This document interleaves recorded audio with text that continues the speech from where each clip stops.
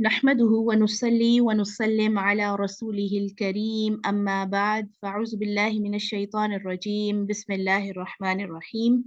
दवाए शाफ़ी इमाम इब्न क़य्यिम अल-जौज़िया की किताब, उनकी तहरीर। आज हम आखिरत की जो वो हकीकत हमें समझाते हुए इस टॉपिक तक आए हैं कि गुनाहगार और मालो मता की हकीकत। बड़ा अहम मौजू चल रहा है जिसमें तरगीब है और तरहीब है। कुरान मजीद का एक बड़ा हिस्सा तरगीब और तरहीब पर मबनी है। तरगीब का मतलब है मोटिवेट करना, ठीक है। और motivation through punishment, through reward, through through यानी जन्ना या अच्छाई की वो जो अच्छा अजर उसके जरिए से भी है। और फिर तरहीब खास तौर से कि अगर हम मोटिवेशन नहीं लेते, अगर हम जो अल्लाह सुब्हानहू व तआला के ऑर्डर्स उनको नहीं करते, तो उसके यानी पादाश में या उसके नतीजे में हमें क्या चीज़ें भुगतनी पड़ सकती हैं। कुरान मजीद में आप जा बजा ऐसी आयत देखेंगे। तो उसी तरफ इमाम इब्न क़य्यिम अल-जौज़िया हमारी तवज्जो मबजूल करवा रहे हैं। आइए देखते हैं। अल्लाह की नेमतों के सिलसिले में धोखा और बहुत से फरेब खुर्दा लोग मालो दौलत और अल्लाह ताला के दुनियावी इनामात के मुगालते में आ जाते हैं और ये समझने लगते हैं कि ये सब कुछ इसलिए है कि अल्लाह ताला मुझसे राज़ी है और मुझे दोस्त रखता है।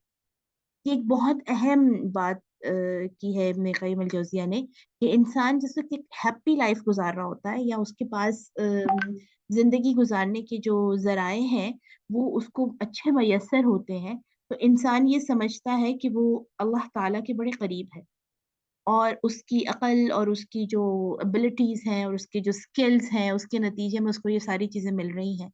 और जो वो छोटे-छोटे गुनाह कर रहा होता है, उसको समझता है कि इसके तो इसका मतलब है कि कोई हकीकत नहीं है। हम इंसान जो आम तौर पर हमारा भी यही एक पॉइंट ऑफ व्यू है कि हम दूसरों को अच्छी हालत में अगर देखते हैं, एक लग्ज़रियस लाइफ़ कोई गुज़ार रहा है, कोई अच्छी लाइफ़ गुज़ार रहा है, तो हम ये समझते हैं कि देखिए इसके ऊपर अल्लाह के कितने इनामात, है ना?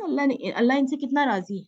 और जबकि वो लोग जिनके जिनके ज़रा फाइनेंशियली हालात या सोशली हालात ठीक नहीं हैं, हमें ये लगता है कि इनके तो बहुत ज़्यादा गुनाह हैं, जभी ये इस हालत में है, तंगी की हालत में। तो इस चीज़ को समझने के लिए ये देखिए, और आखिरत में वो मुझे इससे भी ज़्यादा इनामात से नवाज़ेगा। यानी इंसान इस चीज़ पर तो यानी गुमान करता है कि मुझे एक अच्छी लाइफ़स्टाइल मुझे मिला हुआ है, मुझे सारे इनामात मिले हुए हैं, ज़िंदगी गुज़ारने के अच्छे ज़रिए मिले हुए हैं, मालो-दौलत या सोशल एक अच्छा इम्पैक्ट है मेरा। तो आखिरत में भी मुझे अल्लाह इससे ज़्यादा इनामात से नवाज़ेगा। लेकिन ये तमाम बातें महज़ औहाम और धोखा है, यानी वहम है ये। चुनांचे सैयदना इमाम अहमद बिन हम्बल रहमहुल्लाह बयान करते हैं कि रसूलुल्लाह सल्लल्लाहु अलैहि वसल्लम ने फरमाया, जब तुम देखो कि अल्लाह ताला किसी ऐसे बंदे को दुनिया देता है जो गुनाहों में डूबा हुआ है, तो समझ लो ये इस्तिदराज यानी ढील है। ठीक है। और आप देखिए कि इमाम इब्न क़य्यिम की किताब की एक बहुत बड़ी खूबी ये है कि वो अपनी बात को यानी उसको जब प्रूव करते हैं, ये बात को समझाने के लिए वो कुरान और हदीस से जो ओरिजिनल टेक्स्ट है, यानी कुरान और हदीस से जो दलाइल हैं वो देते हैं।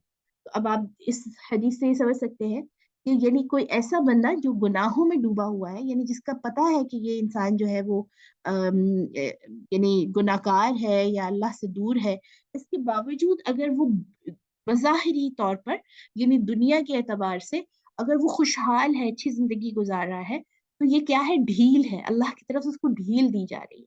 इसके बाद रसूलुल्लाह सल्लल्लाहु अलैहि वसल्लम ने ये आयत तिलावत फरमाई, बिस्मिल्लाहिर्रहमानिर्रहीम, फलम्मा नसू मा ज़ुक्किरू बिही फ़तहना अलैहिम अबवाब कुल्लि शै हत्ता इज़ा फ़रिहू बिमा ऊतू अख़ज़नाहुम बग़ततन फ़इज़ा हुम मुब्लिसून। सूरह अनआम की आयत है कि फिर जब वो लोग इन चीज़ों को भूले रहे जिनकी इनको नसीहत की जाती थी, यानी जिस चीज़ का इनको कहा जाता था उसको जिन लोगों ने भुला दिया, ओवरलुक किया, इग्नोर कर दिया, तो हमने उन पर हर चीज़ के दरवाज़े कुशादा कर दिए। यहाँ तक कि जब इन चीज़ों पर जो इनको मिली थी वो खूब इतरा गए, ठीक है? फ़रिहू का मतलब होता है खुश होना और बहुत यानी प्राउड फ़ील करना कि हमारे पास तो ये अल्लाह पाक ने बड़ी करम नवाज़ी की हुई है, बहुत कुछ है। जब वो खूब इतरा गए, हमने इनको नाउज़ुबिल्लाह यका-यक पकड़ लिया, फिर तो वो बिल्कुल हैरत ज़दा रह गए कि ये क्या हो गया है, ठीक है? बाज़ सलफ़ सालिहीन फरमाते हैं कि अगर तुम गुनाहों में डूबे हुए फिर भी अल्लाह ताला अपनी नेमतों से तुम्हें नवाज रहा है तो तुम्हें अल्लाह ताला से बहुत ही डरना चाहिए, क्योंकि ये इस्तदराज है, ये ढील है अल्लाह की तरफ से, और अल्लाह का इम्तिहान लेना है।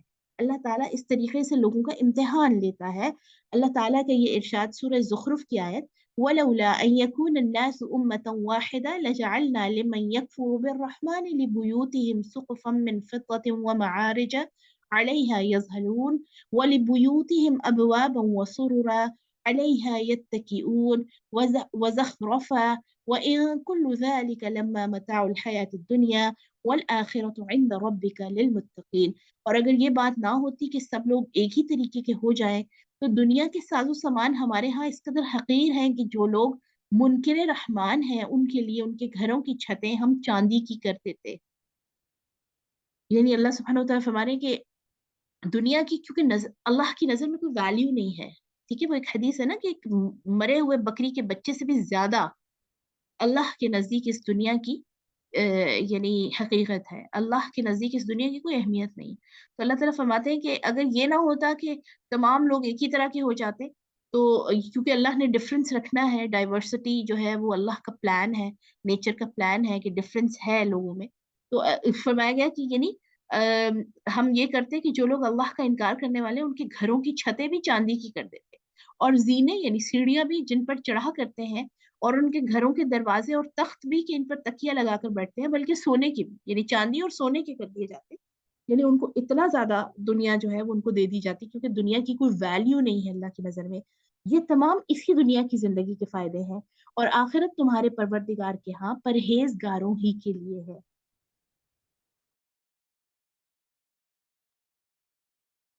ठीक है, यानी आखिरत के इनामात जो हमेशा रहने वाली जिंदगी है, उसके इनामात उन लोगों के लिए हैं जो अल्लाह से डरते हुए और अल्लाह को अपनी तरजीह बनाते हुए जिंदगी गुजारते हैं।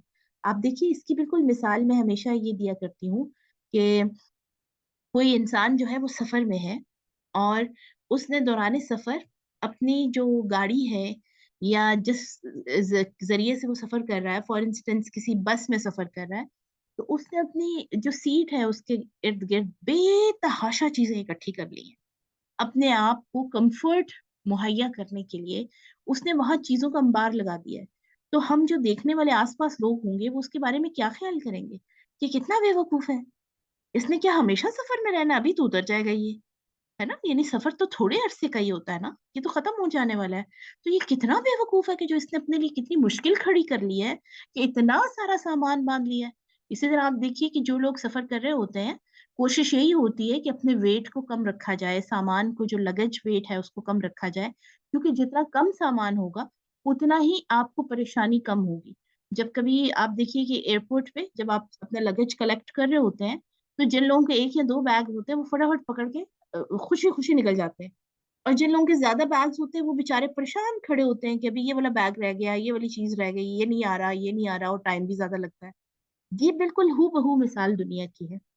यानी वो लोग जिनकी दुनियावी जिंदगी में उनके दुनिया के फायदे के सामान जो है वो ज्यादा है, और उन्होंने दुनिया का यानी दुनिया के हवाले से मालूमात ज्यादा इकट्ठा कर रखा है, या ये समझना है उनका कि ये अल्लाह की देन है।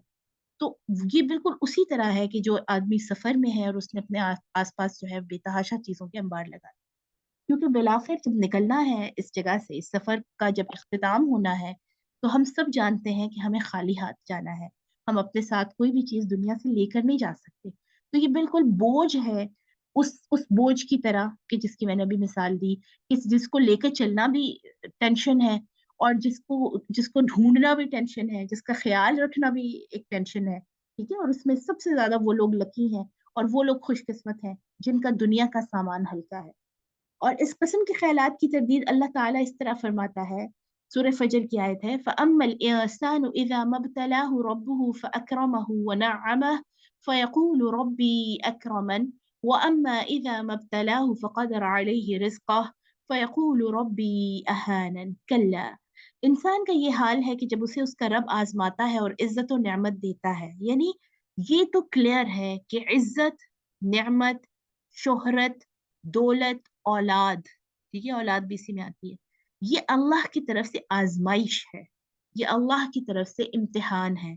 جس کا جتنا زیادہ یہ ساری یعنی چیزیں کوانٹٹی میں جتنی زیادہ ہوں گی، اس کا امتحان اتنا ہی زیادہ ٹف ہوگا، یعنی اس کا سلیبس ایگزام کا اتنا ہی زیادہ ہے نا؟ جس کے کم ہے یہ چیزیں، ٹھیک ہے، مثال کے طور پر جو انسان بہت زیادہ مشہور و معروف نہیں ہے، جو سوسائٹی میں بہت زیادہ جانا پہچانا نہیں جاتا، اسی لیے آپ دیکھیے کہ جو ہمارے بزرگ دین کے گزرے ہیں، صحابہ کرام، اسی طرح سلف صالحین یعنی جو گزر گئے ہیں بزرگ، ان میں سے زیادہ لوگوں کی یہ پریفرنس ہوتی تھی کہ ان کو کوئی نہ جانے، یعنی وہ لوگ لو اس میں رہتے تھے، یعنی سوشل اس میں بہت زیادہ لوگوں کے ساتھ گھلنا ملنا یا بہت اپنے آپ کو سوشلائز کرنا یہ پسند نہیں کرتے تھے، الا کہ جب دعوت کا کام ہو، یعنی سوائے اس کے کہ جب آپ نے دین کی دعوت دینی ہے، ادروائز آپ صلی اللہ علیہ وسلم کے حوالے سے بھی آتا ہے کہ آپ لوگوں کے اندر جب آپ بیٹھے ہوتے تھے انسان باقی صحابہ کے ساتھ، تو بالکل ایسے بیٹھتے تھے کہ کوئی ڈفرینشیٹ نہیں کر سکتا تھا کہ نبی کون سے ہے۔ اسی طرح آپ دیکھیے بیت المقدس جب فتح ہوتا ہے اور عمر رضی اللہ تعالیٰ عنہ بیت المقدس میں فاتح کے طور پر جاتے ہیں، تو ہم سب کو پتا ہے کہ ایک ہی اونٹ تھا اور آپ کے ساتھ آپ کے غلام بھی تھے، تو جس وقت انٹر ہونے لگے اور یہ طے ہوا تھا کہ آدھا رستہ غلام بیٹھیں گے اونٹ پر اور آدھا رستہ عمر رضی اللہ تعالیٰ عنہ عمر یعنی وہ بیٹھیں گے اس پہ اونٹ پہ، تو قدرتی طور پر ایسا ہوا اتفاقی طور پر کہ جیسے ہی بیت المقدس میں داخل ہوئے تو غلام اونٹ پر تھے اور عمر رضی اللہ تعالیٰ عنہ اس اونٹ کی لگام پکڑ کے چل رہے تھے۔ تو جو ادھر کرسچن اسکالرس تھے اور کرسچن جو لوگ تھے جو ویلکم کرنے کے لیے کھڑے ہوئے تھے مسلمانوں کے کنگ کی اور ان کے بادشاہ کی، ان کو پتا بھی نہیں چلا اور عمر رضی اللہ تعالیٰ عنہ وہاں سے گزر کے چلے گئے عام سے لباس میں، عام سے حلیے میں، بلکہ پیوند لگے ہوئے کپڑوں کے اوپر۔ تو بعد میں ان کو پتا چلا کہ اچھا چلے گئے، تو ان کا اچھا کون سے تھے جو اونٹ گزرا جو اس کے اوپر بیٹھے ہوئے تھے؟ انہوں نے کہا نہیں، جس نے لگام پکڑی ہوئی تھی وہ ہے ہمارے خلیفہ۔ تو ہمارے مسلمان جو سلف صالحین ہیں یا ہمارے جو بزرگان دین ہیں، ان کا یہی طریقہ ہوتا تھا کہ کم سے کم لوگوں میں جان پہچان ہو تاکہ آزمائش کم ہو۔ اسی طرح نعمت، دولت، اولاد جتنی یہ چیزیں ہوں گی اتنا ہی زیادہ اس کی آزمائش کا عرصہ لمبا ہوگا اور آزمائش اس کی اتنی ہی زیادہ طویل ہوگی۔ اللہ جی فرماتے ہیں کہ انسان کا یہ حال ہے کہ جب اس کا رب اسے آزماتا ہے اور عزت و نعمت دیتا ہے، یعنی آزمائش کے طور پر اس کی نعمت اور عزتوں کو زیادہ کر دیتا ہے، تو وہ کہنے لگتا ہے کہ میرے رب نے میری تکریم کی، یعنی اللہ نے تو مجھے بڑی عزت دی۔ یہی ہم کہتے ہیں نا کہ جو انسان مال و دولت میں اچھا ہے، اولاد اس کی ٹھیک ہے، یعنی اللہ نے اس کو بیٹے بھی دیے ہیں، بیٹیاں بھی دی ہیں، اور گھر بھی شاندار ہے رہنے کا، اچھی جاب ہے، اچھی ایک سوشل رسپیکٹ ہے، تو کہتا ہے بڑا اللہ نے میرے پہ بڑا کرم کیا ہے، میں اور آپ یہی کہتے ہیں نا۔ اور جب وہ اس کا امتحان لیتے ہوئے اس کی روزی تنگ کر دیتا ہے تو وہ کہنے لگتا ہے کہ میرے رب نے میری اہانت کی ہے اور مجھے ذلیل کیا ہے۔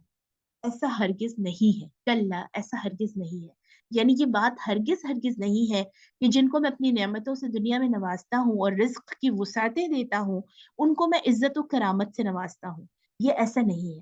اور جن کو مصائب و آلام میں مبتلا کرتا ہوں اور رزق میں تنگی دیتا ہوں اس کی میں توہین اور بے عزتی کرتا ہوں، بلکہ ایک کا انعامات کے ذریعے امتحان کر رہا ہوں، دوسرے کو مصائب میں مبتلا کر کے اسی آزمائش سے اسے مکرم بنا رہا ہوں، ٹھیک ہے۔ اور اس میں علماء کہتے ہیں کہ جو یعنی مصیبتوں میں مبتلا ہو کر، یہ دونوں ہی آزمائش کے، دونوں ہی ٹرائل اور دونوں ہی اللہ تعالیٰ کی طرف سے امتحان کے ذریعے، یعنی اللہ دے کر بھی آزماتا ہے اور لے کر بھی آزماتا ہے، اور اس دونوں میں اللہ تعالیٰ ہمارے رویوں کو دیکھ رہا ہوتا ہے، ٹھیک ہے، کہ جب اللہ نے دیا تو ہمارا رویہ کیا رہا، اور جب اللہ نے واپس لیا، کیونکہ ہم میں سے کوئی بھی اپنے ساتھ دنیا میں کچھ لے کر نہیں آیا ہے نا، جب ہم آئے تھے تو بالکل خالی ہاتھ تھے، جس طرح ہم جب واپس جائیں گے تو بالکل خالی ہاتھ جائیں گے، جو کچھ لیا اسی دنیا سے لیا اور اللہ نے دیا، اور جو کچھ ہم دے کر جائیں گے اسی دنیا میں واپس کر کے جائیں گے۔ تو اللہ جی فرماتے ہیں کہ یہ اصل میں اس کی آزمائش کر رہا ہوتا ہوں۔ جامع ترمذی میں روایت ہے کہ رسول اللہ صلی اللہ علیہ وسلم نے فرمایا، اللہ تعالیٰ دنیا اسے بھی دیتا ہے جسے وہ دوست رکھتا ہے اور اسے بھی جسے وہ دوست نہیں رکھتا، ٹھیک ہے، یعنی اللہ کے نزدیک چونکہ دنیا کی کوئی ویلیو نہیں ہے تو وہ اسے بھی دیتا ہے کہ جو اللہ کے محبوب لوگ ہیں، اور اسے بھی دیتا ہے بلکہ ان کو زیادہ وافر دے دیتا ہے کیونکہ ان کا آخرت میں کوئی حصہ نہیں جسے وہ دوست نہیں رکھتا۔ بعض سلف کا قول ہے کہ بہت سے لوگوں کو اللہ تعالیٰ اپنے انعامات سے نوازتا ہے، لیکن وہ اللہ تعالیٰ کی جانب سے استدراج اور امتحان ہوا کرتا ہے، اور انہیں اس کی خبر نہیں ہوتی۔ لوگوں کے منہ سے اس کی تعریف بھی کرائی جاتی ہے، لیکن حقیقت میں اللہ کی جانب سے آزمائش ہوتی ہے اور ان کو خبر تک نہیں ہوتی۔ بہت سے لوگوں کی پردہ داری کی جاتی ہے، جس سے وہ مغالطہ میں پڑ جاتے ہیں، لیکن ان کے حق میں یہ ایک فریب اور دھوکہ ہوتا ہے، نعوذ باللہ۔ یعنی بہت سے لوگ، اللہ اکبر، ہم سارے ہی آپ دیکھیے کہ بہت سارے گناہ ہم سے، اللہ تعالیٰ ہم سب کو گناہوں سے بچنے کی توفیق عطا فرمائے، لیکن انسان اپنے سر سے پاؤں تک آپ دیکھیں بار بار بھول جانے والا اور گناہوں میں پڑنے والا ہے نا۔ تو کتنے ہی عمل ایسے ہوتے ہیں ہم سے کہ اگر لوگوں کو پتہ چل جائے تو انسان تو کسی کو منہ دکھانے کے قابل نہ رہے، لیکن اللہ کی طرف سے پردہ داری کی جاتی ہے، اور یہ پردہ داری بھی اصل میں امتحان ہے، استدراج یعنی ڈھیل ہے نا، کہ میرا بندہ شاید واپس آ جائے، میرا بندہ شاید اپنے آپ کو بچا لے ان ساری چیزوں سے۔ لیکن لوگ اس کی وجہ سے مغالطے میں پڑ جاتے ہیں کہ بھئی ہمارے تو گناہ، اس کا مطلب ہے کہ اللہ تعالیٰ کی نظر میں ہمارے یہ گناہ نہیں ہے، تبھی ہمیں سب کچھ مل رہا ہے، اور ہماری تو لائف ویری نارمل ہے، اسی طرح ہے جیسے گناہوں سے پہلے تھی، ٹھیک ہے؟ تو یہ اصل میں ایک فریب اور دھوکہ ہوتا ہے۔ فصل نمبر 10، انسان، دنیا اور آخرت۔ دنیا میں سب سے بڑا فتنہ اور سب سے بڑا دھوکہ یہ ہے کہ انسان دنیا کے فوری فوائد کے فریب میں پھنس جاتا ہے، اور آخرت کے مقابلے میں دنیا کے فوری فوائد کو ترجیح دیتا ہے۔ یعنی آخرت تو آپ دیکھیں فوری طور پہ تو ملنے والی نہیں ہے نا۔ اب ہم کسی کے ساتھ کوئی اچھائی کر رہے ہیں، اس کا بدلہ ہمیں نہیں مل رہا، تو ہمیں کوئی یہ کہتا ہے کہ آپ کو اللہ اس کا اجر دے گا، تو ہم دل میں کہتے ہیں ہاں، آخرت کس نے دیکھی ہے؟ جو ملے دنیا میں تو ملے نا پہلے۔ تو یہ اس لیے کیونکہ دنیا میں ہمیں لگتا ہے کہ فوراً انسٹنٹ آپ کو فائدہ ہوتا ہے، اور آخرت کا فائدہ چونکہ ڈیلیڈ ہے، اس کا یعنی ہمیں پتہ نہیں ہے کتنا ڈیوریشن ہے، تو ہم پھر دنیا کے فائدے کو نا زیادہ پریفر کرتے ہیں، اور دنیا کی قلیل سے قلیل فائدے پہ بھی خوش ہو جاتا ہے۔ اور اس کے فریب خوردہ لوگوں کی باتیں بھی کچھ عجیب و غریب ہوا کرتی ہیں۔ بعض تو یہاں تک کہنے لگتے ہیں کہ دنیا نقد ہے اور آخرت ادھار ہے۔ یہ ایک یعنی محاورہ بنا ہوا ہے کہ دنیا نقد ہے اور آخرت ادھار ہے، اور ادھار کے مقابلے میں نقد زیادہ سود مند اور نفع بخش ہوا کرتا ہے۔ تو نقد بے شک کیش میں یعنی کم بھی مل رہا ہو تو وہ رکھ لینا چاہیے، اللہ جانتا ہے نعوذ باللہ کہ جو ادھار ہے کوئی ملے یا نہ ملے، ہے نا۔ یہ ایک اس طرح کے محاورے ہمارے ہاں مشہور ہیں۔ بعض اس سے بھی چند قدم آگے ہوتے ہیں اور کہتے ہیں نقد ذرہ ادھار موتی سے بہتر، ٹھیک ہے؟ یعنی ایک چھوٹا سا بھی فائدہ اگر آپ کو کیش میں مل رہا ہے، انسٹنٹلی مل رہا ہے، تو وہ اس موتیوں سے اور زیادہ خزانے سے بہتر ہے جس کا آپ کو پتہ نہیں کہ کب مل رہا ہے۔ نو نقد نہ تیرا ادھار، یعنی یہ کچھ ایسے محاورے ہیں جو ہمارے ہندوستان کے لوگوں میں مشہور ہیں۔ اور کچھ لوگ تو یہاں تک کہہ دیتے ہیں کہ دنیا کی لذتیں یقینی ہیں، آخرت مشکوک اور مشتبہ ہے۔ ٹھیک ہے، آپ دیکھیے بہت ساری اس طرح کی آپ نے باتیں سنی ہوں گی کہ جو کچھ ہے ابھی ہے یہی ہے، کل کس نے دیکھا ہے نا، کل ہو نہ ہو، کل آئے نہ آئے۔ تو یہ مشکوک اور مشتبہ چیز کے لیے یقینی چیز چھوڑی نہیں جا سکتی، کیونکہ دنیا تو یقینی ہے، آج تو دیکھیں یقینی ہے میں ہوں، آج کا دن ہے میرے پاس، لیکن اللہ جانتا ہے آخرت ملے گی، کیا ہوگا، کیسے ہوگا، موت کے بعد کی زندگی۔ اصل میں جو ریئل پرابلم یہ ہے کہ زندگی جو موت کے بعد کی ہے اس پر ہمارا یقین کم ہوتا ہے، جس کی وجہ سے یہ ساری چیزیں ہمارے مائنڈ میں آتی ہیں۔ لیکن یہ تمام باتیں شیطان کا دھوکہ اور فریب ہے۔ اس سمجھ کے انسانوں سے تو جانور زیادہ عقل مند اور سمجھدار ہوتے ہیں۔ مضرت رساں چیز سے یعنی نقصان پہنچانے والی چیز سے تو جانور تک دور بھاگتے ہیں، اسے مارا پیٹا جائے تب بھی وہ مضر رساں چیز کی طرف نہیں بڑھتا، ہے نا۔ یعنی جانور بھی اپنے آپ کو دیکھتے ہیں کہ جس چیز میں نقصان ہے اس سے دور ہوتے ہیں، لیکن افسوس ہے جان بوجھ کے انسان ایسی چیزوں کی طرف بھی اقدام کرتے ہیں جو ان کے حق میں سخت مضر اور نقصان دہ ہوا کرتی ہیں۔ آپ دیکھیے کہ ہر وہ چیز جو آپ کو جنت سے دور لے کر جا رہی ہے، ہر وہ چیز جو اللہ کی رضامندی سے دور لے کر جا رہی ہے، اس میں یقیناً یعنی آخرت کا نقصان تو ہے ہی ہے، لیکن یہ ایمان ہے میرا کہ اس میں دنیا کا نقصان بھی ہے، ٹھیک ہے۔ مثال کے طور پر جو نعوذ باللہ یہ شراب نوشی یا اس طرح کی جو انٹاکسیکیشنز اور ڈرگز اور یہ ساری چیزیں استعمال کرنا ہے، یعنی وقتی جوئے کے لیے، وقتی خوشی کے لیے، کیا اگر اللہ اس کی آخرت میں سزا دے گا تو کیا اس کا دنیا میں فائدہ ہے؟ بالکل بھی نہیں۔ آپ دیکھیے اس کی ہیلتھ کتنے سارے نقصانات ہیں صحت کے، اسی طرح آپ سوسائٹی میں آپ کا کوئی مقام نہیں رہتا، انسان دوسروں کے ساتھ اپنے تعلقات میں کانشیسلی یعنی شعوری طور پر کوئی کام بھی نہیں کر سکتا۔ اسی طرح آپ دیکھیے ناجائز تعلقات، ٹھیک ہے، جو یعنی زنا اور اس طرح کی جو تعلقات ہیں، क्या यानी वक्ती तौर पर बड़ी खुशी और बड़ी मुसर्रत मिलती है शायद उससे, लेकिन आप देखिए कि आखिरत में अगर उसका नुकसान है तो क्या दुनिया में फायदा है? ऐसे लोग जो किसी से नाजायज ताल्लुक में होते हैं, या किसी के साथ उनकी जो है वो ऐसी मोहब्बत है या ऐसी ऐसा यानी ताल्लुक है जो बियॉन्ड मैरिटल है या निकाह का जो बंधन है उसके उससे निकल कर है, तो क्या वो सिर्फ दुनिया आखिरत में नुकसान करेगा कि आखिरत में अल्लाह नाराज होगा? दुनिया में उसका कोई नुकसान नहीं है, यकीनन आपकी आप देखिए कि पूरी नस्लों तक उसका नुकसान जाता है। तो हर वो चीज सुबहान अल्लाह, अल्लाह सुब्हानहू तआला ने जिससे हमें मना किया है, या इस्लाम जिसके बारे में हमें एक कंप्लीट गाइडलाइन देता है कि ये ठीक नहीं है, वो वक्ती तौर पर दुनिया में तो शायद खुशी मिल जाए उसे, लेकिन यकीन कीजिए कि वो दुनिया में ही नुकसान और मुज़र है शदीद, आखिरत में तो है ही है। और इन चीजों का अंजाम वो अपनी आंखों से देखते हैं, फिर भी इसका हाल ये होता है कि वो ना तो इन बातों की तस्दीक करता है और ना तकजीब, है ना? यानी लोग इस कंडीशन में ज्यादा बेहतर अपने आप को महसूस करते हैं कि ऐसी बातों के बारे में ना बात की जाए, ना अगेंस्ट ना फेवर में, है ना, कि लोग जो कर रहे हैं चले करते रहें। इसी तरह कुफ्र है, इसी तरह शिर्क है, इसी तरह झूठ है, इसी तरह बाकी तमाम गुनाह जो है, जितने भी गुनाह हैं दुनिया में भी उनका नुकसान है। लेकिन हम सब इस चीज को रियलाइज करते हुए भी अक्सर लोग न्यूट्रल, जो आजकल टर्म बड़ी मशहूर है, तो न्यूट्रल रहना पसंद करते हैं कि नहीं इस पे हम कोई अपनी कमेंट्स नहीं दे सकते, जैसे हिजाब का मामला है या दीन के बाकी अहकामात का मामला है। इस किस्म के लोग अगर अल्लाह और अल्लाह के रसूल पर और बारगाह इलाही में हाजिरी और क़यामत की जजा और सजा पर ईमान रखते हुए ऐसा समझ रहे हैं, तो मानिए कि इनसे ज्यादा कोई महरूम और बदनसीब नहीं है। यानी अगर ये यकीन है कि अल्लाह के सामने जाना है और अकाउंटेबिलिटी है, अल्लाह को जवाब देना है, इसके बावजूद ये रवैया है जिंदगी में कि या तो गुनाह कर रहे हैं, लेकिन अगर कर नहीं रहे तो मना भी नहीं कर रहे, उसको बुरा भी नहीं समझते।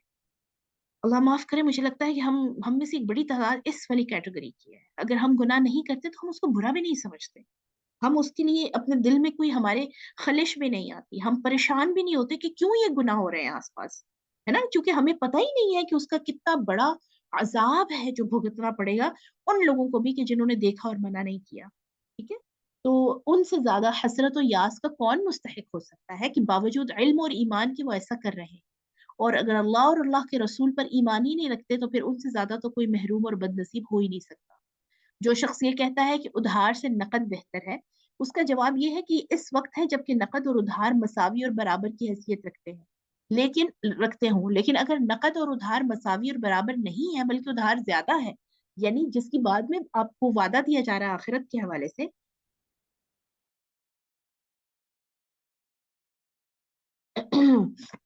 आखिरत के हवाले से जिसकी बात की जा रही है, वो तो एक बहुत बड़ी हैसियत में है ना।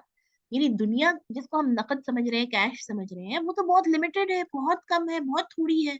और उसके मुकाबले में आखिरत की जिंदगी जो ना खत्म होने वाली है, तो आखिरत का मतलब ये तो बहुत ज्यादा है। या तो देखिए जो कैश है, नकद और उधार बराबर हो तो फिर इंसान कहे कि नहीं नहीं आप अभी हमें दे दे जो कुछ लेना है। लेकिन यहाँ पर उस उधार की बात हो रही है कि जिसका मुकाबला ही नहीं है दुनिया से और ज्यादा नफा बख्श है, तो यकीनन उधार ही अफजल और बेहतर है। और जब हकीकत यह है कि फिर दुनिया के नकद को आखिरत के उधार से क्या निस्बत हो सकती है, जबकि सारी की सारी दुनिया अज इब्तिदा ता इंतहा यानी शुरू से आखिर तक आखिरत के मुकाबले में एक सांस के बराबर भी नहीं है। ठीक है, यानी दुनिया की तो कोई हैसियत नहीं है आखिरत के मुकाबले में ना। जैसे कि मुस्नद अहमद और जामे तिरमिजी में सैयदना मस्तूरत बिन शद्दाद बयान करते हैं कि रसूलुल्लाह सल्लल्लाहु अलैहि वसल्लम ने फरमाया, आखिरत के मुकाबले में दुनिया की हैसियत इतनी ही है कि तुम में से कोई शख्स समंदर में अपनी उंगली डाले और फिर देखे कि उंगली के साथ कितना पानी आता है। ठीक है, बहुत बड़ा समंदर है, उसमें हम अपनी उंगली डिबो के निकाले तो उसमें कितना कोई पानी लगेगा? एक वो पानी की यानी मिकदार है जो उस पूरे समंदर में है, और दूसरी वो जो हमारी उंगली पे थोड़ा सा लगे। ठीक है, यानी दुनिया की इतनी सी हैसियत है। और हकीकत तो ये है कि आखिरत ही नकद है और दुनिया उधार है। दुनिया का तो कोई यानी वैल्यू नहीं है कि जब हमने देखिए छोड़ कर चले जाना। कितनी बदनसीबी की बात है कि हम इस चीज को अंडरस्टैंड नहीं करते कि जितनी चीजें, जितनी कोशिशें, जितने काम, जितनी एफर्ट्स हम इस दुनिया के लिए कर रहे हैं, अब देखिए उसमें से कुछ भी हमें आखिरत में नहीं मिलने वाला। उसमें से हमें यानी कुछ भी हमें दुनिया से हमने साथ लेकर नहीं जाना। और हम अपने आसपास यानी हर वक्त, हर लहजा ये चीज देख रहे हैं, नोटिस कर रहे हैं कि जो भी जाता है सब कुछ यही छोड़कर जाता है। اس کے باوجود میری اور آپ کی تمام تر کوششیں، یعنی یہ کہہ سکتے ہیں کہ 99.9% جو ہماری ایفرٹس ہیں وہ اس دنیا کے لیے ہیں، جس نے ختم ہو جانا ہے اور جس نے ساتھ بھی نہیں جانا، جس کا کوئی فائدہ بھی نہیں ہے. اور پوائنٹ یعنی 0% جو ہے، یعنی بہت تھوڑی سمجھ لیں 0.1%، وہ ہم آخرت کے لیے تھوڑا بہت کر کے سمجھتے ہیں کہ یہ تو ہم نے بہت زیادہ کر. اور اس نقد کو ایسے ادھار کے عوض تباہ و برباد کر دینا ایک عظیم ترین خسارہ اور بدترین جہالت اور بے وقوفی نہیں ہے تو اور کیا ہے؟ اور جبکہ پوری دنیا کی حیثیت آخرت کے مقابلے میں یہ ہے، تو پھر ایک انسان کی عمر کی کیا حیثیت ہو سکتی ہے؟ ٹھیک ہے، یعنی پوری دنیا مل کر بھی آخرت کے مقابلے میں ایسے ہے کہ وہ جو انگلی سے پانی لگتا ہے نا سمندر کا، یعنی پورا سمندر، اور اس کے مقابلے میں آپ کی انگلی کے ساتھ جو تھوڑا سا پانی لگتا ہے، اگر کوئی انگلی ڈبو کے سمندر سے نکالے، تو آپ دیکھیے کہ پوری دنیا کی یہ ویلیو ہے. تو میری اور آپ کی تھوڑی تھوڑی سی جو عمر ہے، تھوڑا تھوڑا سا جو زندگی کا ایک سپین ہے، یہ لائف سپین ہے، اس کی کیا حیثیت ہوگی؟ اب بتاؤ، عقل مندوں کے نزدیک دونوں میں سے کون سی چیز افضل اور بہتر ہے؟ کیا اس مختصر سی مدت کی قلیل ترین چیز کو اختیار کرنا، ٹھیک ہے، یعنی ایک تو ٹائم بھی کم ہے، اوپر سے جو سامان ہے وہ بھی کام نہ آنے والا ہے، اور آخرت کی دائمی خیر اور بھلائی کو ٹھکرا دینا بہتر ہے؟ ٹھیک ہے، یعنی ہم اس چیز کو پریفر کر لیں کہ جو ہماری بہت لمیٹڈ سی لائف میں بہت لمیٹڈ ٹائم کے لیے میرے اور آپ کے پاس رہے گی، اور دوسری طرف آخرت ہے جس نے ہمیشہ ہمیشہ کے لیے رہنا ہے، جہاں پہ ہم نے جا کر ہمارے لیے موت ختم ہو جائے گی جہاں. ٹھیک ہے، تو کس چیز کو ہمیں پریفر کرنا چاہیے؟ یا ایک حقیر اور کمتر اور جلد سے جلد ختم ہو جانے والی چیز کو اس لیے ترک کر دینا کہ اس کے عوض وہ بیش بہا بیش قیمت چیز حاصل کی جائے جس کی قیمت کا کوئی اندازہ ہی نہیں کر سکتا، اور جو کبھی انسان کی وہم و گمان میں بھی نہیں آ سکتی، جس کی بہتات کا کوئی شمار نہیں ہو سکتا، اور جس کے ختم ہونے کی کوئی میعاد ہی نہیں ہے. یعنی اس قدر وہاں پر اللہ سبحانہ و تعالیٰ نے انسان کے لیے خیر اور بھلائیاں اکٹھی کی ہوئی ہیں. اس کے حوالے سے وہ حدیث کہ جبرائیل علیہ السلام، اللہ سبحانہ و تعالیٰ نے جب جنت اور دوزخ دونوں بنا لیا، تو جبرائیل علیہ السلام کو بلایا اور ان کو جنت دکھائی، اور ان سے پوچھا کہ تمہارا کیا خیال ہے؟ تو انہوں نے کہا کہ یہ جنت یعنی ایسی ہے کہ اگر اس کی بھنک بھی پڑ جائے سبحان اللہ انسانوں کو، تو وہ جلد سے جلد اور فوراً اس کی طرف لپکیں. اور یہ جہنم ایسی ہے کہ اس کی ذرا سی بھنک بھی، یعنی ذرا سا اندازہ بھی ہو جائے انسانوں کو، تو لوگ اس سے دور بھاگیں. تو پھر اللہ سبحانہ تعالیٰ نے جبرائیل علیہ السلام کو جنت کے جو رستے میں، یعنی وے ٹو جنت، جنت کی طرف جانے والا جو راستہ ہے وہ دکھایا، جو کہ مشکلات سے بھرا ہوا ہے، جس میں آپ کو جو ہے وہ کچھ لمیٹیشنز فالو کرنی ہے. جیسے ابھی روزہ ہے، مشکل ہے نا، ایک مشکل یعنی روٹین ہے. اسی طرح نماز ہے، اسی طرح باقی عبادات ہیں، اچھائیاں ہیں، نیکیاں ہیں، برائی کے بدلے میں آپ اچھائی کر رہے ہیں. یہ بہت ڈیفیکلٹ چیزیں ہیں. سچ بولنا جھوٹ کے جہاں پر جھوٹ ایک یعنی اس کا کہہ لیں کہ ٹرینڈ ہو، وہاں پر سچائی آسان کام ہے کیا؟ یہ مشکل ترین کام ہے، اور جنت کے راستے میں یہ سب ہے. دوسری طرف جہنم کا جو راستہ تھا جو جبرائیل کو دکھایا گیا، اس میں بہت ساری جو انسانی خواہشات، ڈیزائرز، اور جو پسند کرتا ہے انسان وقتی طور پر، ٹھیک ہے، عیش و عشرت اور ناچ گانے اور یہ ساری چیزیں. ٹھیک ہے، یعنی جہنم کا راستہ ان چیزوں سے بھرا ہوا ہے کہ جو انسان کی خواہشات ہیں، اسی لیے اس طرف لپک کر لوگ زیادہ جاتے ہیں. اور جنت کا راستہ مشکلات سے بھرا ہوا ہے. ٹھیک ہے، لیکن جنت ایسا انعام ہے اللہ کا جس کے لیے اس دنیا کی مشکلات تھوڑی تھوڑی سے ٹائم کی. آپ دیکھیے مجھے اور آپ کو کیا یاد ہے کہ پچھلے رمضان میں، حالانکہ پچھلے سال کا جو رمضان المبارک تھا وہ تھوڑا گرمی کے مہینے میں تھا، کیا ہم میں سے کسی کو بھی وہ گرمی یاد ہے؟ کیا ہم میں سے کسی کو بھی وہ پیاس یاد ہے یا وہ بھوک کا احساس یاد ہے؟ نہیں. لیکن الحمدللہ وہ نیکی ہماری باقی رہ گئی نا، ہے نا. یعنی مشقت ہم بھول جاتے ہیں، لیکن اس مشقت کے عوض جو ہمیں نیکی اور جو ہمیں اجر ملتا ہے وہ دائم رہے گا، وہ قائم رہے گا انشاءاللہ، ہے نا. اور اس کے مقابلے میں ہم نے پچھلے سال جو بھی ایسے کام کیے جو اللہ کو پسند نہیں، لیکن میری اور آپ کی خواہش تھی، ہے نا. یعنی جو ہماری مثال کے طور پر کوئی یعنی بہت پسندیدہ ترین چیز خرید لی جو کہ بہت قیمتی تھی. اب وہ پچھلے سال کی جتنی بھی قیمتی چیزیں ہیں، کیا اس سال اتنی ہی ویلیو کی ہیں؟ جب آپ اس کو پکڑتے ہیں تو آپ کو وہی خوشی ہوتی ہے جو پچھلے سال ملی؟ نہیں، ختم ہو جاتی ہے نا وہ خوشی، تو بہت تھوڑے دیر کی ہوتی ہے. اس کے بعد مثال کے طور پہ ایک مہنگا لباس لے لیا، وہ آپ نے پچھلے سال خریدا، اس وقت آپ کو بہت زیادہ اس کی ڈیزائر تھی، بہت خواہش تھی، آج آپ اس کو پکڑتے ہیں تو اس کی کوئی ویلیو ہی نہیں ہے. آج تو ہمارے یعنی دل میں 5-6 اور نئے جو ہے وہ فیشن کے اور لباس کی جو چیزیں ہیں وہ سمائی ہوئی ہے نا، اس کا تو جو مل گیا اس کی تو کوئی ویلیو ہی نہیں ہے. تو ایسی چیز کی جو بہت تھوڑی ہے، حقیر ہے، کمتر ہے، جلد ختم ہو جانے والی ہے، اس کے لیے اس کو ترک کر دینا جو بیش بہا بیش قیمت ہے، اس کی قیمت کا اندازہ ہی نہیں ہے، انسان وہم و گمان بھی نہیں کر سکتا. اور بہتات یعنی جس میں اتنا کچھ ہے کہ ہم اس کو کاؤنٹ ہی نہیں کر سکتے. ٹھیک ہے، تو یہ عقل سے ہمیں اس چیز کو انڈرسٹینڈ کرنا ہے. دوسرے شخص کا قول کہ یقینی چیز کو مشکوک اور مشتبہ چیز کے مقابلے میں ترک نہیں کیا جا سکتا، اس کا جواب یہ ہے، یعنی وہ جو پہلے انہوں نے باتیں کی ہیں نا کہ نقد بہتر ہے ادھار سے، اسی طرح ابھی کی جو ہماری لائف ہے، زندگی ہے، وہ تو شور ہے نا، ہم یقین ہے یعنی آج کا دن یا ابھی کی زندگی. آخرت کے بارے میں تو شورٹی نہیں ہے کہ کیا ہے، کب ہے، کیسے ہے.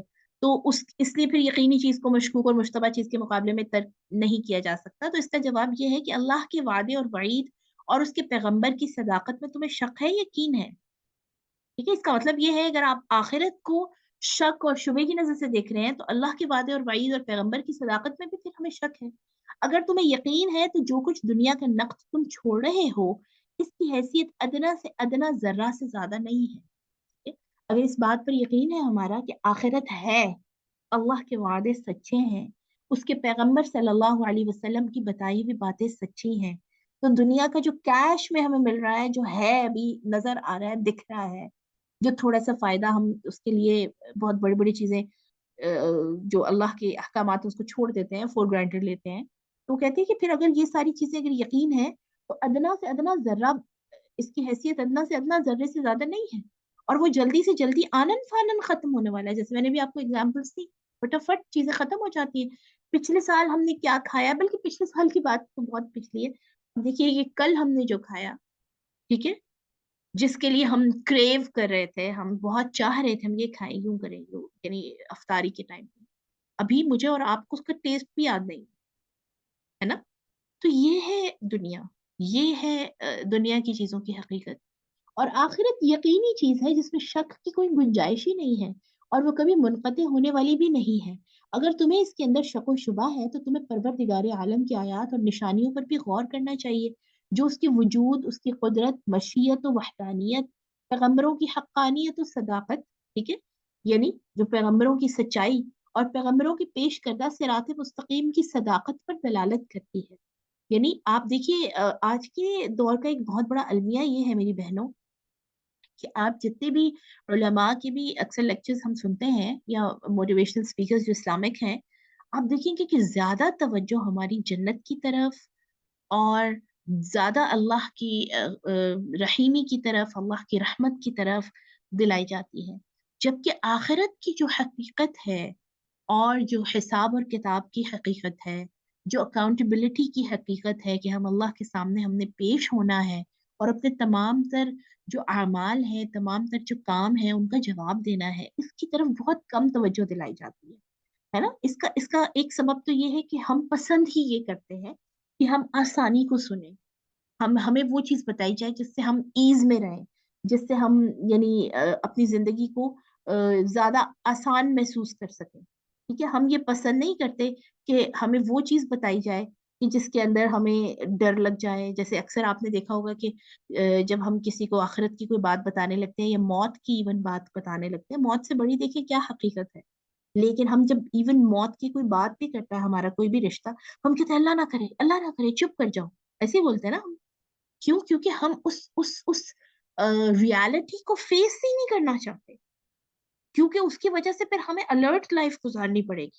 اگر ہم موت کو بار بار یاد کرتے ہیں اور آخرت کو بار بار ریکال کرتے ہیں، اس کو بار بار دہراتے ہیں، تو پھر تو ایسی زندگی نہیں ہو سکتی نا جیسی میں اور آپ ابھی جی رہے ہیں، بہت ہی ریلیکس، جو دل کیا وہ کر لیا، جو نہ دل کیا اس کو چھوڑ دیا، ہے نا. پھر تو ہمیں بہت ہی الرٹ لائف گزارنی پڑے گی نا.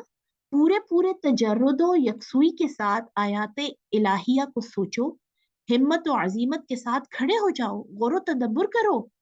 ٹھیک ہے، یہ ابن قیم کہہ رہے ہیں کہ پوری عقل کے ساتھ، پوری یعنی ڈیڈیکیشن کے ساتھ ان آیات کو، ان جو قرآن اور حدیث کی ٹیکسٹ ہے جو آخرت کے حوالے سے ہے، جو موت کے حوالے سے ہے، جو اللہ کے سامنے آپ کا جو حساب اور کتاب ہے اس کے حوالے سے ہے، تو ان کو سوچو اور ہمت کے ساتھ کھڑے ہو جاؤ، غور و تدبر کرو، بحث و مناظرہ کرو، یعنی اس کے اوپر ڈبیٹ کرو. جو ہمارے ہاں لیکچرز اس کے ادروائز دیے جاتے ہیں، ٹھیک ہے، جس میں صرف آسانی ہے، جس میں یہ دنیا بھی آسان اگلی بھی آسان ہے نا، اس دنیا میں بھی جو مرضی کرو اور آخرت میں بھی تم جو مرضی کرتے رہو.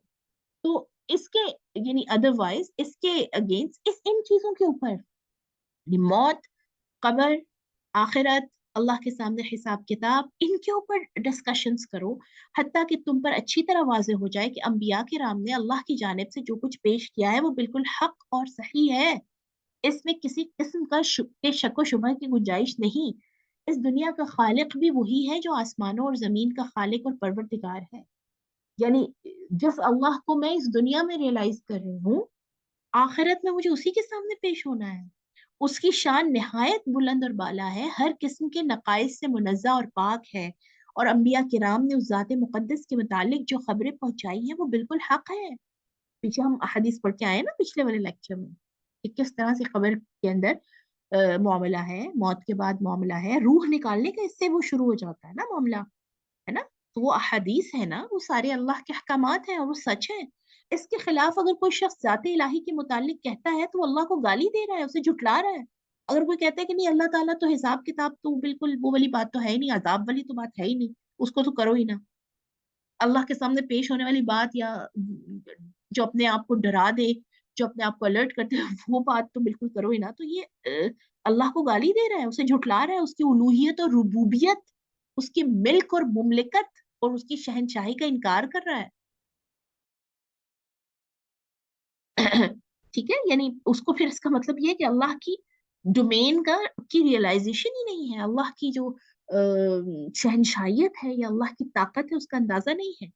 کیونکہ ہر صاحب فطرت سلیمہ کے نزدیک یہ امر محال اور ممتنع ہے، یعنی امپاسبل ہے کہ اللہ مالک الملک احکم الحاکمین کسی طرح بھی عاجز اور بے بس ہو. ٹھیک ہے، یعنی اللہ کبھی بھی عاجز اور بے بس تو نہیں ہو سکتا، یا وہ جاہل و بے خبر ہو کہ اس کے علم سے کوئی چھوٹی سے چھوٹی چیز بھی چھوٹی ہوئی ہو.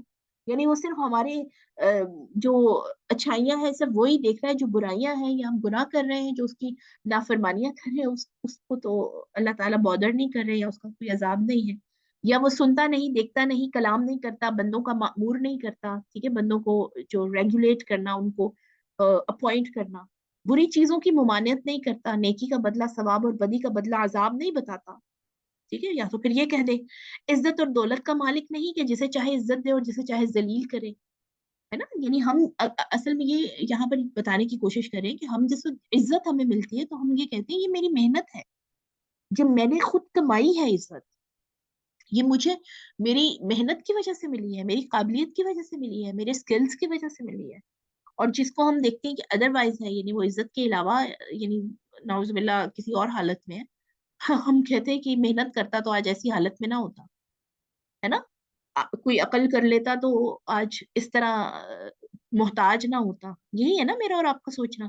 تو اصل میں تو عزت اور دولت کا اور ذلت کا مالک کون ہے؟ فقیری کا، ذلت کا بھی مالک اللہ ہی ہے نا. اپنے ملک و مملکت اور مملکت کی طرف و جوانے میں اپنے پیغمبروں کو نہیں بھیج سکتا، اپنے مخلوق اور رعایا کی پرواہ نہیں کرتا. یعنی یہ والی وہ کہہ رہے کہ یا تو آپ یہ چیزیں سمجھ لیں، اگر آپ صرف اور صرف رحمت میں نظر رکھنا چاہتے ہیں، صرف اللہ کی غفور غفور الرحیم ہونے پر نظر رکھنا چاہتے ہیں، تو پھر یہ ساری چیزیں تو اس کا مطلب ہے ہم اگنور کر رہے ہیں نا. ان کے حالات اور اتوار کی خبر نہیں رکھتا، ان کو بیکار و لایانی چھوڑ دیا ہے، ان کو محمل یعنی بیکار اور آزاد پیدا کیا ہے. انسان کا کوئی مقصد ہی نہیں ہے پیدا کرنے کا. پھر یہ باتیں تو دنیا کے بادشاہوں کی بھی شان کے خلاف ہیں. یعنی اگر ہم یہ والے کانسیپٹ جو ہم نے اللہ کے لیے رکھے ہوئے ہیں اگر دنیا کے لیے رکھیں تو آپ دیکھیں کہ یہ دنیا میں بھی نہیں چل سکتا. دنیا میں ہمیں سرٹن چیزیں فالو کرنی پڑتی ہیں. روڈ پہ آپ گاڑی لے کے نکلیں تو آپ کو چیزیں فالو کرنی پڑتی ہیں، آرڈرز فالو کرنے پڑتے ہیں کہ نہیں، ادروائز آپ کو چلان ہے یا پھر آپ کو فائن ہے یا پھر آپ کو سزا ہے. ایسا ہی ہے نا.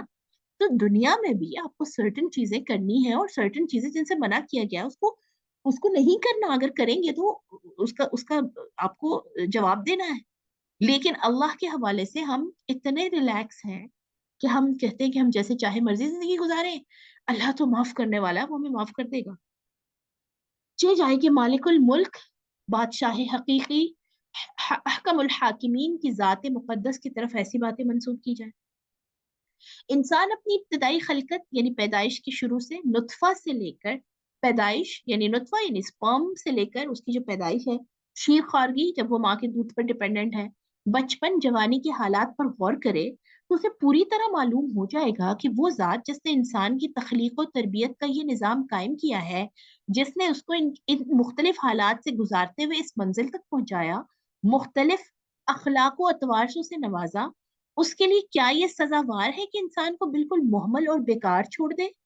یعنی وہ انسان کو اس چیز کی طرف لے کر آ رہے ہیں ابن قیم کہ اگر میں اور آپ اپنی زندگی پر ہی غور کر لیں، بہت سارے ایسے کام جو ہم چاہتے تھے کہ ہوں اور وہ نہیں ہوئے، ایک میری خواہش تھی اور ایک وہ خواہش تھی جو اللہ کی طرف سے میرے لیے تھی، اور ہوا تو وہی نا، ہے نا؟ ہماری زندگی کے پچھلے آپ سالوں کو دیکھ لیں، اپنی ہر انسان بہت سارے ایسے کام جو ہم کرنا چاہتے تھے اور نہیں ہوئے، اور اب ہم کہتے ہیں اچھا ہے کہ نہیں ہوئے، ایسا ہی ہے نا؟ تو کیا یہ ساری باتیں اپنے اوپر غور و فکر کرنے کے بعد انسان کو لگتا ہے کہ انسان کو بالکل بیکار پیدا کیا گیا ہے، اس کی زندگی کا کوئی مقصد نہیں ہے، کسی قسم کے حکم سے اسے معمور نہ کرے؟ یعنی اللہ نے اس کو کسی آرڈر کا، کسی بھی جو لمیٹیشنز ہیں، کوئی باؤنڈریز ہیں، کوئی یعنی حدیں ہیں، اس کا حکم نہیں دیا، کسی چیز سے اس کو نہ روکے، اور اس پر جو حقوق و فرائض عائد ہوتے ہیں اس سے اس کو آشنا نہ کرے، کسی چیز کا اجر و ثواب نہ دے، کسی جرم کی سزا نہ دے؟ ایسا ہو سکتا ہے کیا؟ اگر بندہ پوری طرح ان چیزوں پر غور کرے تو اس کی آنکھوں کے سامنے جو کچھ ہے اور اس کی آنکھوں سے اوجھل جو کچھ ہے، ان سب کو توحید و رسالت، معاد اور آخرت کی کامل ترین دلیل پائے گا۔ صرف اپنی لائف پہ ہی اگر ہم غور کر لیں، جتنے لوگ ہماری زندگی سے گئے ہیں، ٹھیک ہے، اللہ کو پیارے ہو گئے یا مس ہو گئے، ویسے ہی نکل گئے، اس وقت ہماری کنڈیشن اور آج ہم کہتے ہیں کہ اچھا ہوا۔ مثال کے طور پر جو لوگ دنیا سے چلے گئے ان کے لیے ہم اکثر کیا کہتے ہیں کہ اچھا ہی ہوا وہ دنیا کی فتنہ دیکھنے سے پہلے چلے گئے، ایسے ہی کہتے ہیں نا ہم۔ اسی طرح یعنی مثال کے طور پر ایک جاب کے لیے بہت زیادہ کوشش کی کسی پوزیشن کے لیے، لیکن وہ نہیں ملی، اور آج ہم کسی اور جگہ ہیں تو ہم کہتے ہیں کہ یہ میرے لیے بہتر ہی ہوا۔ تو ان ساری چیزوں کو اپنی ہی لائف پر غور و فکر کرنے سے انسان کو پتا چلتا ہے کہ ایک تو اس کے ہاتھ میں کچھ نہیں ہے، سب کچھ اللہ کے ہاتھ میں ہے نا؟ اس کی اپنی ایفرٹس، اس کی کوششیں، اس کی ساری چاہتے تمنائیں ایک طرف اور اللہ کا آرڈر ایک طرف۔ دوسرا یہ کہ معاد اور آخرت، یعنی کتنے لوگ ہمارے ساتھ چلتے پھرتے پچھلے سال تھے آج نہیں ہے، اسی طرح پتہ نہیں اگلے سال تک ہم میں سے کس نے ہونا ہے کس نے نہیں ہونا۔ یعنی آپ کی زندگی آپ کے ہاتھ میں نہیں ہے بھائی، آپ کا ہونا نہ ہونا دنیا میں یہ آپ کے ہاتھ میں نہیں ہے۔ اور جب یہ چیزیں ہمارے ہاتھ میں نہیں، اس کا مطلب یہ ہے کہ باقاعدہ ان کے بارے میں گائیڈ لائنس ہیں، کچھ کام ہے جن سے ہمیں روکا گیا ہے اور کچھ کام ہے جن کو ہم نے کرنا ہے۔ تو جو کام جن سے ہمیں منع کیا گیا ہے اگر ہم وہ کر رہے ہیں تو کیا اس کی سزا نہیں ہے؟ کیا اللہ نے وہ ویسے ہی کہہ دیا سب؟ نیز ہر چیز اس پر بھی دلالت کرے گی کہ قرآن کریم اللہ تعالیٰ ہی کا کلام ہے، غرض دنیا کی ہر چیز ان امور کی طرف انسان کی رہنمائی کرے گی۔ اور ہم اپنی کتاب ایمان بالقرآن میں آیت، یعنی ان کی ایک اور کتاب ہے ایمان بالقرآن، اس میں وہ اس آیت کی تفسیر میں لکھتے ہیں بسم اللہ الرحمن الرحیم فلا اقسم بما تبصرون وما لا تبصرون انه لقول رسول کریم، بس مجھے قسم ہے ان چیزوں کی جنہیں تم دیکھتے ہو اور ان چیزوں کی جنہیں تم نہیں دیکھتے، کہ بے شک یہ قرآن معزز فرشتے کا لایا ہوا ہے۔ اس کی تفسیر کے ضمن میں اس کی وجہ استدلال طریقہ دلالت کو پوری طرح واضح کر چکے ہیں، اپنی کتاب کا وہ ریفرنس دے رہے ہیں کہ اس پر میں نے بات کی ہوئی ہے کہ وفی انفسکم افلا تبصرون، تمہارے اندر بہت سی نشانیاں ہیں کیا تم نہیں دیکھتے؟ ٹھیک ہے، اس تفسیر کے ضمن میں بھی ہم نے وجہ استدلال اور صورت دلالت پر بہت کچھ روشنی ڈالی ہے کہ اگر کامل طور پر غور و تدبر کیا جائے تو خود انسان کا وجود ہی اس امر پر دلالت کرتا ہے کہ اللہ خالق حق سبحانہ و تعالی موجود ہے، وہ وحدہ لا شریک ہے، رسالت و نبوت حق ہے، اور اس کی صفات کمالیہ حق ہے۔ ٹھیک ہے، یعنی اللہ کی صفات کمالیہ، صفات جمالیہ، ٹھیک ہے، کچھ ایسی صفات ہے جس کو ہم صرف جیسے کہتے ہیں نا کہ عفو درگزر، محبت کرنے والا، معاف کرنے والا، لیکن وہیں پر اللہ کی جو باقی نام ہے جن میں قہار ہے، جن میں جبار ہے، جن میں حسیب ہے، حساب لینے والا، نگران ہے، مہیمن، ٹھیک ہے، समीع हर बात सुन रहा है, बसीर हर चीज देख रहा है, ठीक है, हर चीज को महफूज कर रहा है। ये सिफाते कमालियां हैं, उसकी तरफ हमारी नजर नहीं जाती।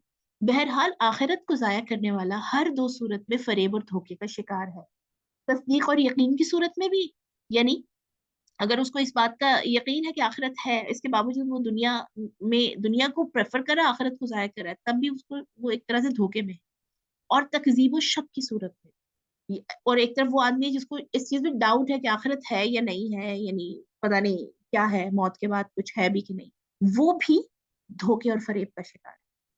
माद और आखिरत के मुतालिक एक शुबा, अगर तुम ये एतराज करो कि माद, यानी माद का मतलब है दोबारा जी उठना, मौत के बाद की जिंदगी, और आखिरत जन्नत और दोजख के मुतालिक तस्दीक जाजिम और यकीन कामिल मौजूद हो, तो तखल्लुफ अमल क्यों कर मुमकिन है। यानी वो कहते हैं कि सारी बातें सुनकर इंसान के ज़हन में ये बात आती है कि अगर एक एक बंदा आखिरत पर भी बिलीव करता है, जन्नत और दोजख का भी उसको पता है, तो फिर ये कैसे हो सकता है कि वो अमल छोड़ दे जिसका अल्लाह ने हुक्म दिया है। ये दोनों बातें एक जगह जमा हो ही नहीं सकती, है ना। ये मैं और आप सोचते हैं ना कि मौत का भी पता है, अल्लाह के सामने हाजिर होने का भी पता है, तो फिर ये कैसे हो सकता है कि हम वो काम नहीं करते कि जो अल्लाह ने हुक्म दिया है, या उनसे नहीं रुकते जिनसे अल्लाह ने रोका है। क्या बशरी तबाय में ये चीज है कि किसी इंसान को बादशाह वक्त बुलाता है और ये खबर भेजता है कि कल तुम हमारे दरबार में हाजिर हो जाओ, तुम्हारे फराइज और अमाल का जायजा लिया जाएगा, अगर तुम इस नाकाम साबित हुए तो तुम्हें सख्त तरीन सजा दी जाएगी, और अगर कामयाब रहे तो तुम्हारी पूरी इज्जत अफजाई की जाएगी। क्या इस खबर की इत्तला पाने के बाद वो गाफिल और बेखबर होकर सो जाएगा कि कल हजूर शाही में हाजिरी देनी है, इसे फरामोश कर जाएगा? कल के लिए ना वो किसी किस्म की तैयारी करेगा, ना इसे कोई खौफो हरास होगा? ऐसा हो सकता है? ये कितनी अच्छी मिसाल दी है उन्होंने ना। यानी चले बादशाह को तो आप छोड़े, आपने अपनी रिपोर्ट ही जमा करवानी हो, प्रोग्रेस रिपोर्ट, आपकी परफॉर्मेंस रिपोर्ट, तो कितना आपके लिए मुश्किल होता है। ये कल हमने अपनी रिपोर्ट देनी है भाई, एग्जाम कोई देना है, कल कोई इम्तिहान है, तो आज का दिन आपका किस कदर शदीद टेंशन में गुजरेगा। इसका जवाब ये है कि बखुदा तुम्हारा एतराज सही और बिल्कुल सही है, और अक्सर और बेशतर मखलूक पर यह एतराज वारिद होता है, और उन पर दो मुतजाद उमूर का मुज्तमा हो जाना नहायत ताज्जुब अंगेज भी है। यानी वो कहते हैं कि ये दो ऑपोजिट्स हैं, कि आखिरत पर यकीन है और फिर भी दुनिया में आप इतने रिलैक्स हो, ये दो ऑपोजिट चीजें हैं, लेकिन ये इकट्ठी हैं, और बड़ी हैरत है कि ये हमारी जिंदगी में है। लेकिन वाकई ये है, यानी रियलिटी ये है कि इल्म और यकीन और तखल्लुफ अमल के बहुत सारे असबाब हैं। ऐसा क्यों होता है? फिर ये हमारे ज़हन में आता है ना कि फिर ये क्यों है, क्यों हम फिर अपने आप को केयरफुली उन कामों में नहीं इन्वॉल्व करते जिसका अल्लाह ने हुक्म दिया है। यानी मेरा और आपका यकीन है कि आखिरत है, मौत के बाद की जिंदगी है, फिर तखल्लुफ अमल क्यों है, अमल क्यों छोड़ते हैं? मुनजमिला ये, यानी क्रक्स ये है, समरी ये है कि इल्म की कमजोरी और यकीन की कमी एक अहम सबब है। इल्म के साथ ताल्लुक ना होना, और कमजोरी यानी कम इल्म होना। और कौन सा इल्म है ये? यूनिवर्सिटी की डिग्रीज की बात हो रही है? ये किस इल्म की बात हो रही है? कुरान और हदीस के इल्म की, मेरी बहनों, ठीक है। यानी अगर ये वाला इल्म कमजोर है तो फिर यकीन भी कम होगा। अब हम पढ़ रहे हैं तो आप देखिए यकीन ज्यादा हो रहा है ना जब कुरान पढ़ते हैं। ये तो एक इंसान का लिखा हुआ कलाम है। जब आप कुरान पढ़ते हैं, एक एक लफ्ज क्या दिल को पे दस्तक नहीं देता? तो फिर जितना ज्यादा वो दस्तक ज्यादा होती जाएगी, उतना ही ज्यादा दरवाजे खुलने के और काम करने के चांसेस है ना। जो शख्स ये कहता है कि इल्म के मदारिज मुख्तलिफ नहीं है, वो सरासर गलत कहता है। यानी जो ये कहता है कि नहीं इल्म भाई मुझे तो है, मुझे जितना हलाल और हराम का पता होना चाहिए वो है हमें।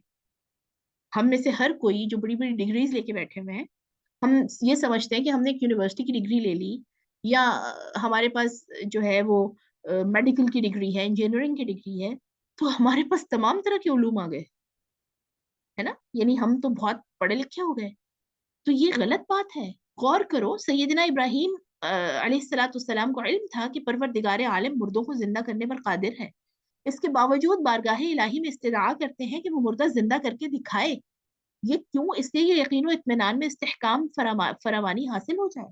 ये सूरह बकरा में इस वाक़े का तज़किरा है ना कि इब्राहीम अलैहिस्सलाम ने कहा कि या अल्लाह आप मुर्दों को कैसे जिंदा करेंगे?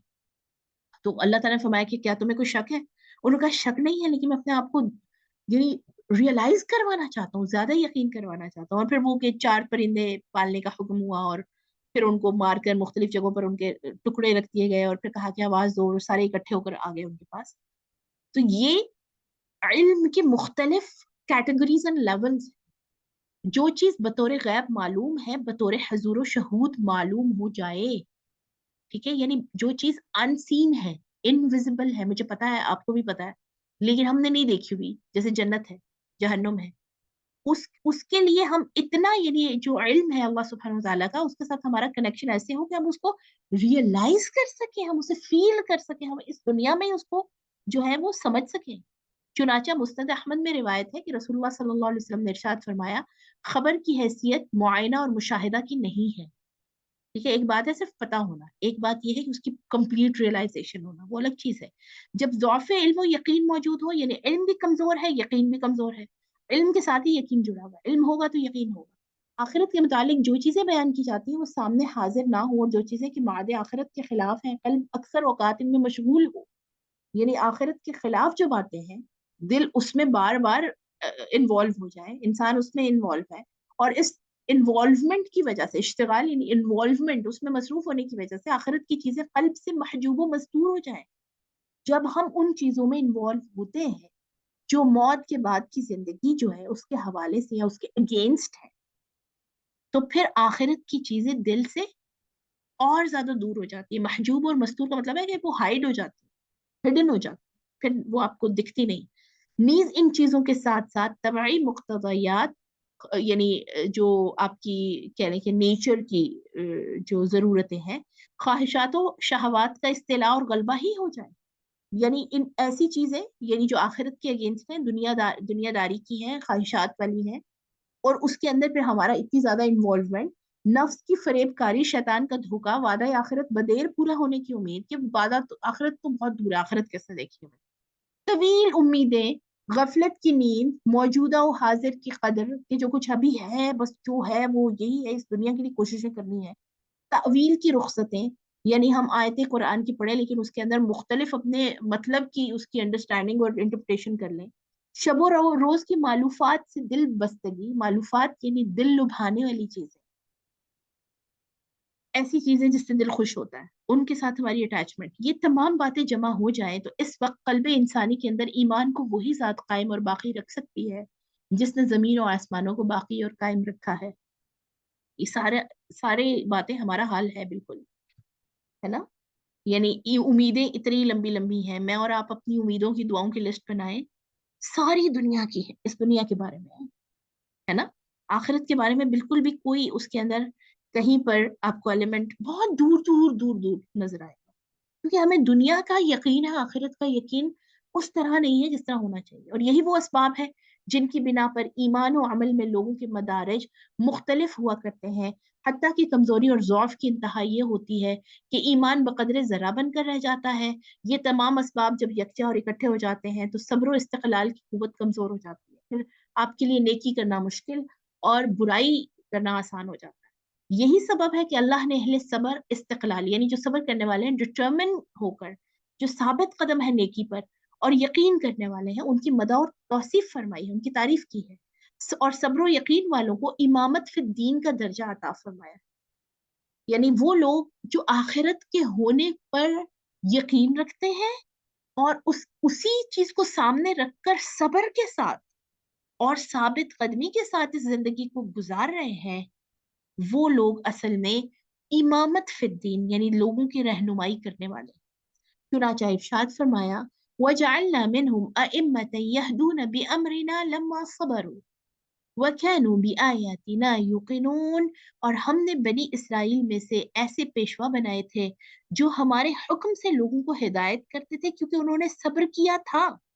لما صبروا، اور صبر کا مطلب یہ نہیں کہ انہوں نے یعنی برداشت کیا، صبر کیا، صبر کا مطلب یہ ہے کہ انہوں نے اس حقیقت کو جو ابھی دکھ نہیں رہی، آخرت، ٹھیک ہے، آخرت موت کے بعد کی زندگی دکھتی تو نہیں ہے نا مجھے اور آپ کو، نظر تو نہیں آ رہی لیکن حقیقت ہے، اور اس کے لیے پھر بہت ساری ڈٹرمینیشن چاہیے، بہت ساری ثابت قدمی چاہیے. تو وہ لوگ جنہوں نے اس حقیقت پر اپنے آپ کو ثابت قدم رکھا، ہم نے ان کو پیشوا بنا دیا جو لوگوں کو ہدایت کیا کرتے تھے، جو لوگوں کی رہنمائی کرتے تھے. وَكَانُوا بِآيَاتِنَا يُوقِنُونَ، کیونکہ وہ ہماری آیات پر یقین رکھتے تھے، کیونکہ جو ہم نے اپنے کتابوں میں اپنی وحی کے ذریعے بتایا، ان تک پہنچایا، اس کو ان پر یقین تھا. उन अइम्मा को उन तमाम आयात पर जो आखिरत के मुतालिक थी उस पर यकीन था, इसलिए हमने उनको रहनुमा बना दिया। ठीक है? यानी रहनुमाई लोगों की करना या क़यादत, हम में से हर कोई कायद बनना चाहता है, लीडर बनना चाहता है ना? तो लीडर बनना कब पॉसिबल है? जब हम उस हकीकत को अपने सामने रखें जिसका नाम आखिरत है, जो कि नजर नहीं आती, जो कि मुझे और आपको 10 तरह के शुबों में डालती है, जिसके बारे में कई दफा मेरा दिल कहता है, जिसके बारे में कई दफा हमारी जिंदगी गुजारने का स्टाइल कहता है कि पता नहीं आखिरत कब है, क्या है। दुनिया तो अभी है ना, जो चलो अभी वक्ती तौर पर जो करना है कर लें, आखिरत को देखा जाएगा। बाकी लोग भी तो होंगे ना, तो जो लोगों के साथ होगी हमारे साथ भी हो जाएगी। यही वजह है कि फिर हम आमाल में ढीले पड़ जाते हैं। बहुत खूबसूरती के साथ इब्न क़य्यिम अल जौज़िया ने इल्म और यकीन को इंटरलिंक किया है। जिस कदर इल्म के साथ वाबस्तगी होगी, और इल्म कुरान और हदीस का इल्म है, बाकी तमाम उलूम उलमा के नज़दीक, हमारे अकाबरीन, हमारे जो कह लें कि जो दीन के स्कॉलर्स हैं उनके नज़दीक इल्म की, नॉलेज की कैटेगरीज हैं। और सिर्फ वो इल्म इल्म है जो अल्लाह के दीन का इल्म है। इमाम गजाली फरमाते हैं कि इल्म दो तरह का है, यानी दो तरह की चीज, दो तरह की जो फील्ड्स हैं उनको आप इल्म काउंट करें, बाकी तमाम स्किल्स हैं, बाकी तमाम जिंदगी गुजारने के फनून हैं।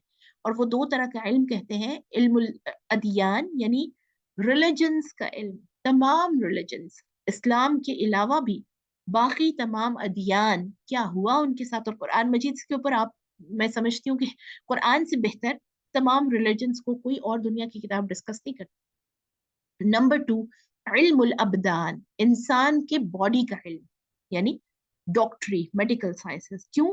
क्योंकि जब आप इंसान के जिस्म का मुतालिया करते हैं और अपने पूरे सिस्टम का मुतालिया करते हैं, तो आप उस सिस्टम को बनाने वाले की खूबियों के और उसकी जो डिग्निटी है और उसकी जो महारत है उसके यानी बिल्कुल मुतासिर हो जाते हैं, आप उसकी महारत के कायल हो जाते हैं। ठीक है? आप क्रिएटर से फिर अपने आप को दूर नहीं रख सकते जब आप उसका एक नमूना जो इंसानी जिस्म है उसको देखते हैं।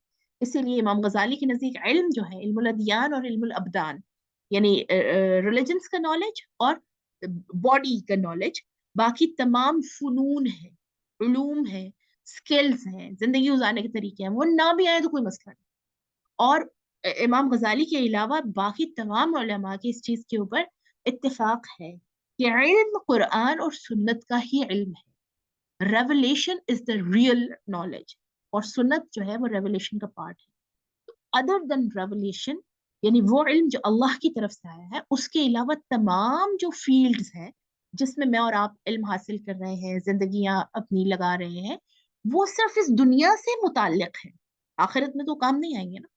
तो असल इल्म वो है जो इस दुनिया के आपको फायदे भी दे, और अगली जहां जो दुनिया है, अगला जहान है जो ना खत्म होने वाला, उसके बारे में भी रियलाइजेशन दे।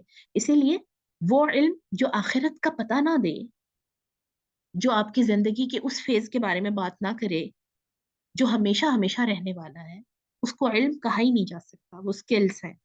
तो ये मैंने और आपने डिसाइड करना है कि हमने आगे अपनी नस्लों के लिए किस चीज को ज्यादा प्रेफर करना है। उस इल्म को जो वाकई इल्म है, या स्किल्स में अपनी सारी जिंदगी लगाकर, और बच्चों के अंदर भी ऐसी मोहब्बत डाल दी कि 2 नंबर भी कम हो गए तो बच्चे जो है ना बेचारे महीना महीना रोते रहते हैं, और आजकल तो सुसाइड कर लेते हैं, नाउजुबिल्लाह, जी मार्क्स कमाए। अल्लाह अकबर, यहाँ से देखे इंडिकेशन है ये कि हमारे नजदीक किसकी वैल्यू है, हमने किसको अहमियत दी, और हमारा जो इस वक्त पूरा तालीमी निज़ाम है उसमें हम किस चीज को इल्म कह रहे हैं। इसीलिए चूंकि इल्म नहीं है तो यकीन नहीं है, यकीन नहीं है तो अमल भी नहीं। अल्लाह ताला हम सबको इल्म, यकीन और अमल, और ऐसा अमल जिससे वो राजी हो जाए, वो करने की तौफीक अता फरमाए। कुरान मजीद और अपने हदीस शरीफ के इल्म की, और उसमें अपनी जिंदगियां लगाने की, कोशिशें करने की, और उसको फिर अंडरस्टैंड करने की तौफीक अता फरमाए। यही वो इल्म है जिसके बारे में हुक्म दिया गया आप सल्लल्लाहु अलैहि वसल्लम को कि दुआ करते रहिए, रब्बी ज़िदनी इल्मा, ए अल्लाह अपने मुतालिक या आपका जो इल्म है, आपका दिया हुआ जो इल्म है, उसको मुझे तौफीक दे दे कि मैं उसमें ज्यादा हो जाऊं, मेरे नॉलेज को ज्यादा कर। اللہ تعالی ہم ان ساری باتوں پر عمل کرنے کی توفیق عطا فرمائے۔